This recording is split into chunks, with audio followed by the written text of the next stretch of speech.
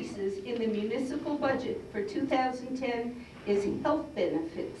They jumped $1.1 million, and the pension payment increased $150,000, while negotiated and contractual obligation climbed approximately $600,000. These are fixed contractual expenses that cannot be cut. We took care of sewer emergencies, upkeep on road. We fixed sewers and roads. Unlike other communities in Bergen County, we did not defer pension payments last year. More than $1 million were cut from department requests. There is a hiring freeze. There is a raise freeze. We have reduced the cost of health insurance. And I will let my running mate tell you some more. I'll pass it back this way.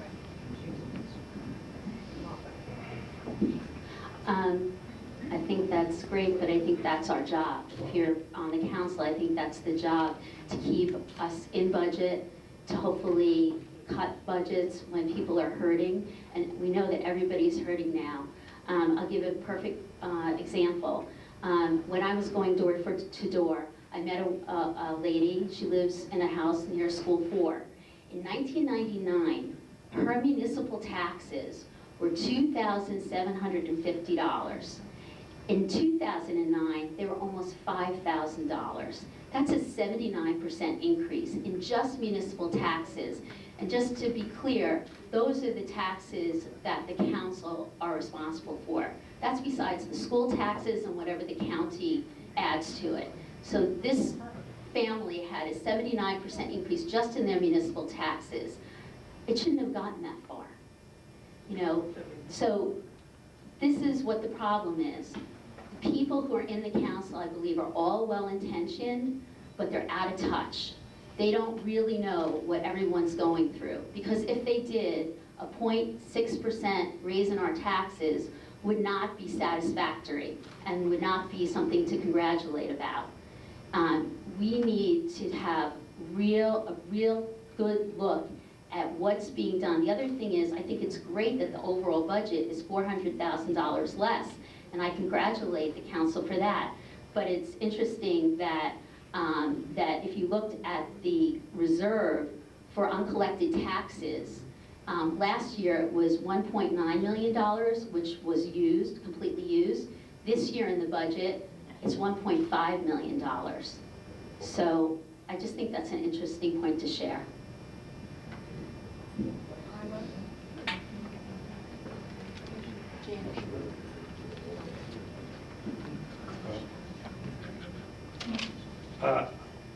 Just to respond to a few of the things, the reserve for uncollectible accounts, I think, shows that the council and the town is doing their deal, because that's a bad debt number, which shows that we're collecting the taxes at a higher percentage.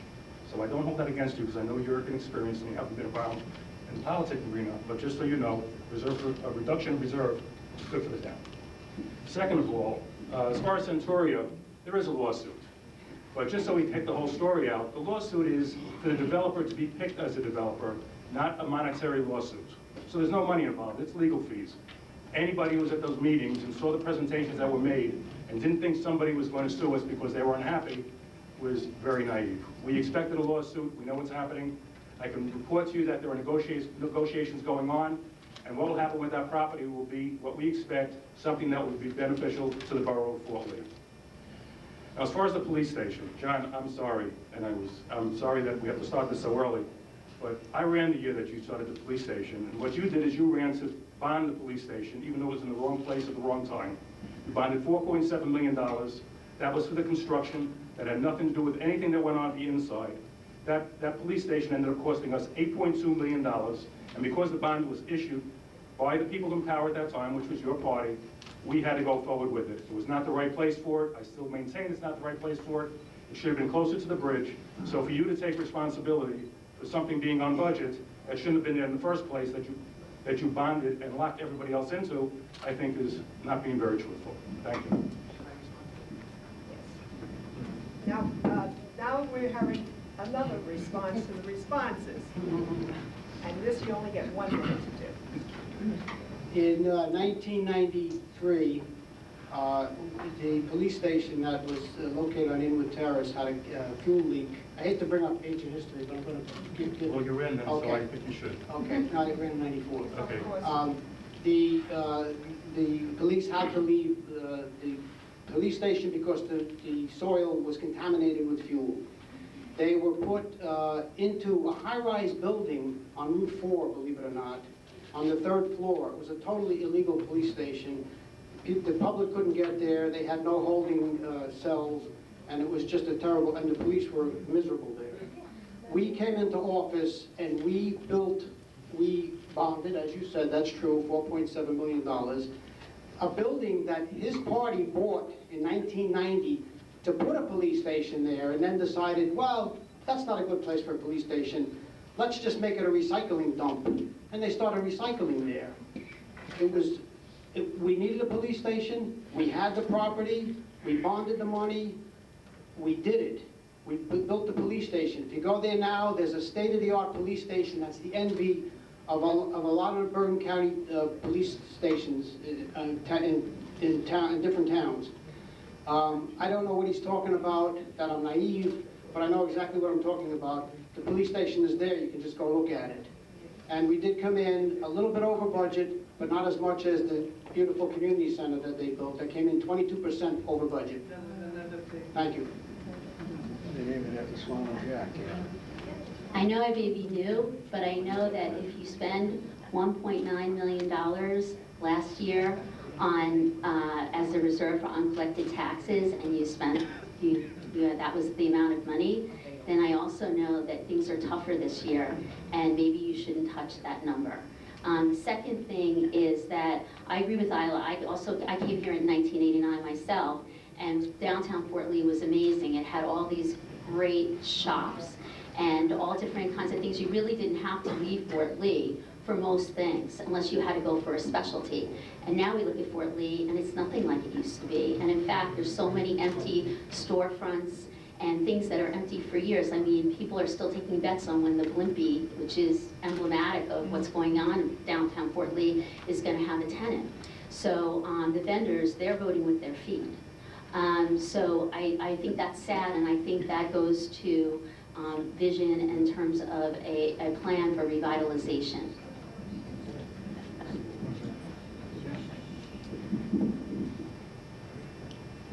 I'd like to respond and tell you that I hope everybody realizes that we did lose over $400,000 in state aid. We are not getting the aid we got from Trenton that we used to get. And when Councilman Jan Goldberg and Mayor Sockledge met with the governor, he said it's because your borough was in such good financial shape that we aren't giving you that financial aid.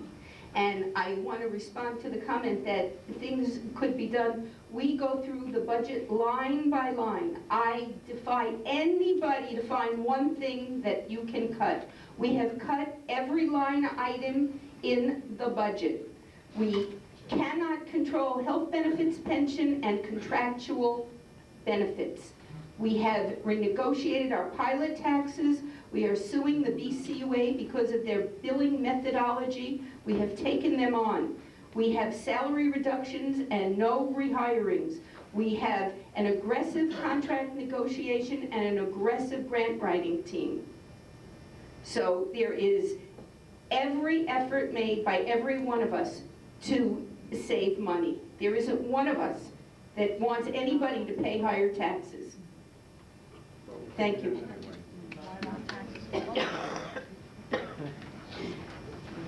Wait. No, I didn't do a second. Okay, thank you. As far as revitalization of Main Street, we put a sign ordinance into effect, and you have to remember, we don't own the property on Main Street, and nobody up here owns the property on Main Street. If you own the property on Main Street, you're going to have a lot to do with it. If you add up, if you wanted to make this an area in need of redevelopment, which I guess is what I'm hearing to my left, you would have to bond $45 million just on assessed value. If you don't own the property, you can't force people to do things. We can help with the exterior. We can't tell a tenant who to rent to. We can't tell a landlord who to rent to. They bring the people in who are going to pay, who they perceive are going to pay, and that's how it works. Now, If you were talking about something which I'm in favor of, which would be decking the parking lot through public venture, that's another story, because I think that'll help Main Street.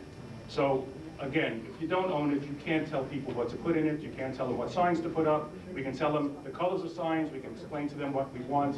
As far as the storefront looks like, we can talk about the coverage of the windows, we can't tell them what kind of stores go in. Thank you. Okay, may I have the mic?